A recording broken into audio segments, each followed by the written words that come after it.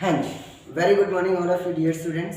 तो इंग्लिश की syllabus batch के बाद फिर से एक बार प्रैक्टिस सेशन की तरफ चलते हैं और इंग्लिश के सभी चैप्टर्स से गो थ्रू होने के बाद तरह तरह के चैप्टर से अलग अलग क्वेश्चंस को हम लोग पिक करते हैं और फिर उन पर प्रैक्टिस करते हैं। ये प्रैक्टिस होना बहुत ज़रूरी है, इसके बिना सारा खेल अधूरा है, सारा सिस्टम अधूरा है। खैर आइए देखते हैं। तो आज कुछ क्वेश्चन मैंने दिए हैं, 5 क्वेश्चंस हैं, देखते हैं। बहुत इजी हैं, बहुत जल्दी आप सॉल्व कर लोगे, स्पॉटिंग एरर्स हैं। चलो देखते हैं। पहला क्वेश्चन 6 नंबर से लेकर 10 तक है। माई ब्रदर इन लॉ। तो ब्रदर इन लॉ यानी कि लॉ फैमिली, यानी कि ससुराल वाली फैमिली, यानी कि साला जिसको हम लोग कह देते हैं। माई ब्रदर इन लॉ यानी कि वाइफ का जो ब्रदर है, वाइफ के ब्रदर को हम लोग ब्रदर इन लॉ कह देते हैं। My brother in law who lives in Mumbai. मेरा ब्रदर इन लॉ जो कि मुंबई में रहता है। अब देखो सिंगल पर्सन है ना, brother in law single subject है, तो वर्ब में एस या ई एस तो लगी हुई है। वर्ब की फर्स्ट फॉर्म के साथ एस या ई एस लगी हुई है। इसका मतलब ये हमारा वर्ब का 5th फॉर्म है, ये हमारी वर्ब की 5th फॉर्म है। अगर आपको वर्ब की फॉर्म्स के बारे में प्रॉपर इंफॉर्मेशन नहीं है तो आप वैदिक इंग्लिश क्लासेस की, यानी कि जो अपना यूट्यूब चैनल है वैदिक VADIC वैदिक, इस वैदिक इंग्लिश क्लासेस लिखकर, मैंने इंग्लिश क्लासेस नहीं लिखा है, उसकी स्पेलिंग आपको पता होगी, लेकिन वैदिक की स्पेलिंग यहाँ पर ए है, ये याद रखना, VADIC। तो वैदिक इंग्लिश क्लासेस के यूट्यूब चैनल पे जाके आप मेन वर्ब वाली वीडियो देख सकते हैं। मेन वर्ब वाली उस वीडियो में मैंने 5 फॉर्म्स, मेन वर्ब की 5 फॉर्म्स को बहुत अच्छे से डिस्क्राइब किया है। वहाँ से आपको पता चल जाएगा कि अगर वर्ब की फर्स्ट फॉर्म के साथ SES या फिर IES जोड़ दिया जाए तो वो वर्ब की 5th फॉर्म हो जाती है, जो कि ऑलवेज सिंगुलर होती है और हमेशा सिंगुलर सब्जेक्ट के लिए लगती है। तो brother in law single person है, सिंगल पर्सन के लिए SIS लगा दिया है। प्रेजेंट इंडेफिनिट का पॉजिटिव सेंटेंस है ये प्रेजेंट इंडेफिनिट का पॉजिटिव सेंटेंस है। Brother in law lives in Mumbai, जो मुंबई में रहता है। Have come to stay with us, वो हमारे साथ रहने आया है। कम आया है, हैव आ चुका है, यानी कि हैव परफेक्ट टेंस में लगता है, हैज हैव हम लोग परफेक्ट टेंस में लगाते हैं, तो काम हो चुका है, हमारे साथ रहने यहाँ पर आया है। अब जो हैव है ये तो प्लूरल के साथ लगता है। अब हैव प्लूरल के साथ लगता है, हैज सिंगुलर के साथ लगता है, या फिर किन किन सब्जेक्ट्स के साथ लगता है, ये अगर आपने जानना है तो आप वैदिक इंग्लिश क्लासेस के यूट्यूब चैनल पे जाके जो प्राइमरी वर्ब की वीडियो है, प्राइमरी वर्ब जिसमें सारे वर्ब के साथ हम किस वर्ब के साथ किस सब्जेक्ट को डील करेंगे, ये सारी बात बताई हुई है मैंने। तो प्राइमरी वर्ब के उस पार्ट 1 और पार्ट 2 को अगर आप देख लें तो सारी बात क्लियर हो जाएगी। तो जो हैव है वो तो प्लूरल के लिए लगता है, जबकि हमारा जो सब्जेक्ट है वो तो सिंगुलर है, तो यहाँ हैव नहीं, यहाँ पर हैज होना चाहिए था। Has come to stay with us. With का मतलब होता है के साथ, ये एक प्रीपोजिशन है और प्रीपोजिशन के बाद तो हमेशा ऑब्जेक्ट ही आता है। तो देखो अस लगा हुआ है ऑब्जेक्टिव केस में, या फिर कोई नाउन आ जाता ऑब्जेक्टिव केस में। और हाँ, अगर प्रीपोजिशन के बाद किसी वर्ब ने आना होता तो वो वर्ब ING फॉर्म में होता, ताकि जीरेंड बन के वो ऑब्जेक्ट बन सके। ठीक है जी, तो ये याद रखना है आपने, प्रीपोजिशन के बाद अगर कोई वर्ब आती है तो वो ING फॉर्म में रहती है। कौन सी वर्ब? मेन वर्ब की बात की जा रही है। चलो आगे देखते हैं। 7th है mango the most unique. Mango जो सबसे ज्यादा यूनिक फ्रूट है, मतलब बड़ा ही अनोखा फल है, सबसे ज्यादा अनोखा फल। द मोस्ट सुपरलेटिव डिग्री लग गई, देखो द मोस्ट लिखा है, ये क्या है? Superlative degree. कौन सी degree? Superlative degree of adjective. तो ये एडजेक्टिव चैप्टर से डील करता है ये क्वेश्चन। एडजेक्टिव का मतलब होता है विशेषण, जो नाउन या प्रोनाउन की विशेषता बताता है। तो वैसे इंग्लिश में हम लोग इसे डिस्क्राइबिंग वर्ड्स कह देते हैं। तो देखो यूनिक जो वर्ड आया है ना, यूनिक जो लगा हुआ है, यूनिक ऐसा वर्ड है जिसके लिए आप कोई भी एडजेक्टिव नहीं लगा सकते।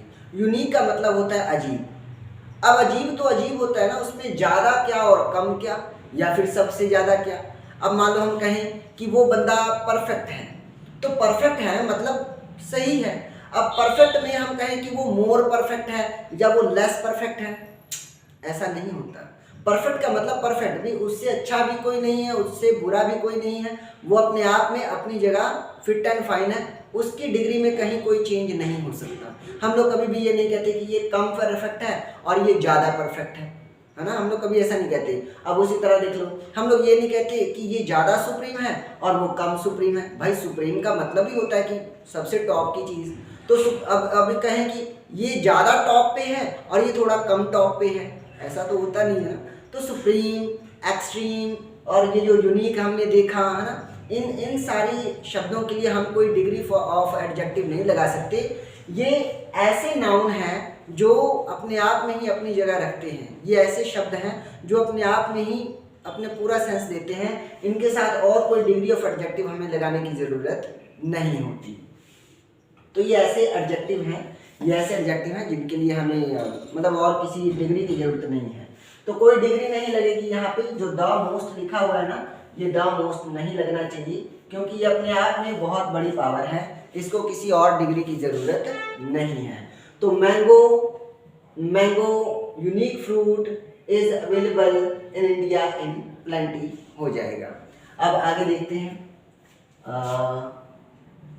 स्मोकिंग आया हुआ है। Smoking is undoubtedly very injurious. अब देखो, स्मोक करना एक वर्ब है, स्मोक। तो स्मोक करना एक वर्ब है, उस वर्ब में आईएनजी लगाया हुआ है। स्मोकिंग में देखो आईएनजी लगी हुई है, स्मोकिंग में आईएनजी लगी हुई है, यानी कि ये क्या है, जीरंड है हमारा। और जीरंड के बारे में तो आप लोग जानते ही हो, जीरंड है और इन्फिनिटी है, ये दो इस तरह के वर्ब हैं जो सब्जेक्ट भी बन सकते हैं और ऑब्जेक्ट भी बन सकते हैं। तो स्मोकिंग हमारा सब्जेक्ट बनकर आया हुआ है। वैसे भी वर्ब से पहले जो आया हुआ है नाउन या प्रोनाउन या फिर जीरंड, तो वो तो हमारा सब्जेक्ट ही होगा। तो स्मोकिंग हमारा सब्जेक्ट है जो कि सिंगुलर होगा, तो इसलिए इज लगा है singular. Smoking is undoubtedly very injurious. Smoking बहुत ही अनडाउटेडली वेरी इंजीरियस है, बहुत ही मतलब घातक है हमारे लिए, बहुत खराब है। इंजीरियस फॉर हेल्थ, हमारे हेल्थ के लिए खराब है। तो इंजीरियस के साथ ना, इंजरीज के साथ हम लोग कभी भी फोर नहीं लगाते, इंजूरियस के साथ हम लोग कभी भी फोर नहीं लगाते। क्या लगाते हैं, TO2 लगाते हैं। क्या लगाते हैं, इंजरियस टू हेल्थ लगाते हैं। Smoking is injurious to health, ऐसे इस तरह के सेंटेंस भी आप सुनते होंगे टेलीविजन की एड में। खैर आगे देखिए, 9 माई फ्रेंड अनु, मेरा दोस्त Anu is one of the best tennis player. देखो एक बात याद रखना, चाहे वन ऑफ हो, यहाँ पर मैंने कुछ ऐसे वर्ड लिखे हैं, चाहे देखो मोस्ट हो, चाहे सम हो, चाहे वन हो, चाहे प्लेंटी हो, चाहे अलॉट ऑफ हो, चाहे लॉट्स ऑफ हो। मतलब ऑफ मैंने यहाँ साथ लिख दिया, मैं इसको इरेज कर देता हूँ। इन सभी वर्ड्स के बाद जब ऑफ आया हो, ध्यान से सुनना भी, इन सभी वर्ड्स के बाद अगर ऑफ आया है तो ऑफ के बाद दो तरह की चीजें हो सकती हैं। पहला, या तो कोई काउंटेबल नाउन आया होगा, कोई काउंटेबल नाउन जिसको हम काउंट कर सकते हैं, जिसको हम गिन सकते हैं, या फिर कोई अनकाउंटेबल नाउन आया होगा जिसको हम गिन नहीं सकते। अगर इन सभी वर्ड्स के बाद ऑफ लगा हो और उस ऑफ के बाद काउंटेबल नाउन आया हो, तो वो काउंटेबल नाउन हमेशा प्लूरल रहेगा, PCN रहेगा। PCN का मतलब प्लूरल काउंटेबल नाउन रहेगा। तो प्लूरल काउंटेबल नाउन होना चाहिए। तो देखो, one of the best tennis player, player लिखा है यहाँ तो सिंगुलर लिखा है, हमें इसको प्लूरल करना होगा, क्योंकि वन ऑफ PCN, तो वन ऑफ और जो नाउन है वो PCN होना चाहिए, प्लूरल होना चाहिए। तो यहाँ तो प्लेयर लिखा है, प्लेयर्स एस लगा देंगे तो ये प्लूरल हो जाएगा, प्लेयर्स इन द कंट्री। अब ये सेंटेंस सही है। अब एक बात और ध्यान देना, इन सभी वर्ड्स के बाद अगर ऑफ लगा हो और ऑफ के बाद अगर काउंटेबल नाउन आया हो, तो वो नाउन हमेशा प्लूरल में रहेगा, यानी कि PCN रहेगा, प्लूरल काउंटेबल नाउन रहेगा। और इस प्लूरल काउंटेबल नाउन के लिए अगर कोई हेल्पिंग वर्ब लगानी हुई या कोई वर्ब लगानी हुई, तो वो वर्ब भी हमेशा प्लूरल वर्ब में रहेगी, प्लूरल वर्ब में रहेगी। ठीक है, PCN प्लूरल काउंटेबल नाउन के लिए प्लूरल वर्ब लगेगी। और इन्हीं सभी वर्ड्स के बाद अगर ऑफ लगा हो, उस ऑफ के बाद अनकाउंटेबल नाउन आया हो जिसे हम गिन नहीं सकते, तो उसके लिए हमेशा सिंगुलर वर्ब लगेगी, यानी कि SV, मतलब सिंगुलर वर्ब लगेगी। ठीक है जी, तो ये पूरा रूल ही मैंने बता दिया आपको कि इस तरह से ये चीजें डील कर सकती हैं। आगे देख लेते हैं। The cattles are grazing in the fields. Cattles मतलब जंतु, जानवर, बहुत सारे जो जानवर होते हैं ना, एक कैटेगरी के जानवर, तो एक कैटेगरी के जानवरों को हम लोग कैटल कहते हैं। तो cattle are grazing in the fields. Fields मतलब खेतों में, ग्रेजिंग मतलब चर रहे हैं, घास खा रहे हैं। खेतों में जानवर घास खाते रहते हैं, उसको चरना कहते हैं और इंग्लिश में ग्रेजिंग कहते हैं। तो देखो यहाँ पर दिक्कत ये है ना कि कैटल्स नहीं होता, कभी भी एस नहीं लगेगा, हमेशा कैटल होगा। कुछ इस तरह के नाउन होते हैं जो देखने में सिमिलर होते हैं लेकिन मीनिंग उनका प्लूरल होता है। जो देखने में सिमिलर है लेकिन मीनिंग उनका प्लूरल होता है। जैसे कि अगर हम लोग लिखना चाहें पुलिस, POLICE, पुलिस है, पीपल है, PEOPLE, पीपल है, जेंट्री है, GENTRY, जेंट्री। और देखो कैवलरी भी कह सकते हैं, CAVALRY, कैवलरी। इन्फेंट्री भी कह सकते हैं, INFANTRY, इन्फेंट्री। मैं बता देता हूँ थोड़ा बहुत आपको। पुलिस का मतलब सबको पता ही है, पीपल मतलब लोग, ये भी प्लूरल ही है, पुलिस भी हमेशा प्लूरल ही होती है। हाँ, अगर पुलिस के साथ मैन लिखा हो, पुलिस मैन, तो वो सिंगुलर है, क्योंकि मैन का मतलब हो जाएगा एक पुलिस वाला। ठीक है, लेकिन पुलिस का मतलब है कि बहुत सारे पुलिस वाले आदमी होंगे, तभी तो पुलिस बना है। तो पुलिस है, पीपल है, ये भी प्लूरल। जेंट्री हमारी हाई सोसाइटी के लोग, हमारे समाज में जो अमीर जात होते हैं, अमीर लोग होते हैं, तो अमीर लोगों की पूरी एक क्लास को, पूरी एक कैटेगरी को हम लोग कहते हैं जेंट्री। ठीक है, और उसी तरह देखो कैवलरी, सेना में जो घोड़सवार सेना होती है ना, जो घोड़े लेकर चलती है, मतलब घोड़े पर सवार होकर जो सेना चलती है, उसे हम लोग कैवलरी कह देते हैं। और फिर सेना में ही पैदल चलने वाले सैनिक भी होते हैं, इन्फेंट्री।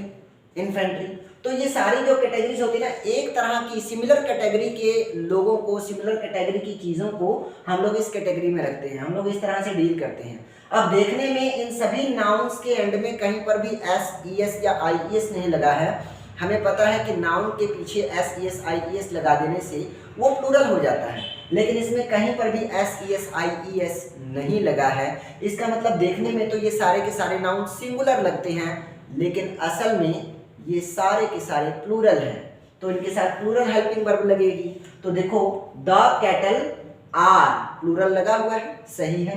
एरर कहाँ थी, कैटल्स में एस नहीं लगना चाहिए। ठीक है जी। और इन सभी क्वेश्चंस में अगर देखें तो सबसे ज़्यादा जो टफेस्ट क्वेश्चन आप कह सकते हो वो 7 नंबर पे क्वेश्चन था कि ये इन चीज़ों को याद करना थोड़ा सा आप लोगों के लिए कठिन हो सकता है। पर देखो कुछ ऐसे एडजेक्टिव होते हैं ना जिनकी कोई डिग्री नहीं होती। अब मान लो कोई मर गया, तो मर गया है बंदा, हम लोग कभी ये थोड़ी कहते हैं कि ये आदमी ज़्यादा मरा है और ये आदमी कम मरा है। भाई ऐसा थोड़ी ना होता, मरने का मतलब है कि मर गया भाई। अब इसमें कम या ज़्यादा क्या है, अब जो कम मरा है तो क्या वो थोड़ा थोड़ा जिंदा है, ऐसा तो नहीं हो सकता है। तो मरने का मतलब मरना, तो वो अपने आप में पूरा है। उसी तरह यूनिक, ये ऐसा एडजेक्टिव है, और इसी तरह के यूनिक हो गया, एक्सट्रीम हो गया, सुप्रीम हो गया, परफेक्ट हो गया, राउंड हो गया, स्क्वायर हो गया, इस तरह के एडजेक्टिव हैं जो अपने आप में पूरे हैं। इनके लिए किसी और डिग्री की जरूरत नहीं है, एडजेक्टिव के किसी डिग्री की जरूरत नहीं है। तो आई होप सो कि आपको ये सभी सवाल अच्छे से समझ में आए होंगे और आपको ये प्रैक्टिस सेशन बहुत अच्छा लग रहा होगा। अगर आपको ये प्रैक्टिस सेशन अच्छा लग रहा है और अगर आप इसका स्क्रीनशॉट लेना चाहें तो ले सकते हैं। और अगर आपको ये मेरा प्रयास पसंद आ रहा हो तो देखिए, चैनल को सब्सक्राइब करने के बाद सबसे पहले आपने वीडियो को लाइक कर लेना है, और लाइक करने के बाद अगर आपको वाकई लगता है कि हाँ ये चीज़ औरों को भी पता चलनी चाहिए तो आप वीडियो शेयर करना मत भूलिएगा। Thank you everyone giving your precious time. Thank you so much. जय हिंद, जय भारत।